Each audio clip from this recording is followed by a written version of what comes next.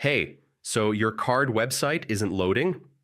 Maybe it's showing a blank page, error, or not opening at all.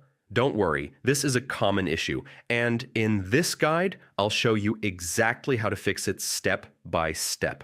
Start by checking your internet connection. A slow or unstable connection can prevent your site from loading properly. Try opening your site on another device or network. This helps you know if the issue is with your device or the website itself. Make sure your site is actually published. Go to your card dashboard, open your site, and click Publish if it's not live yet. If you're using a custom domain, double-check your DNS settings. Make sure your CNAME points to card.co and there are no errors. If you recently connected your domain, it may take time to work. DNS propagation can take a few minutes up to 24 hours. Your browser might be loading an old or broken version of your site. Clear your cache and reload the page.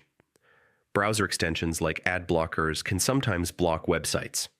Disable them or try opening your site in incognito mode. Sometimes the issue might be on card side. Check if card servers are down or experiencing issues. Go back to the editor and click Publish again. This can fix loading issues caused by incomplete updates. If your site still won't load, contact card support. Provide your site URL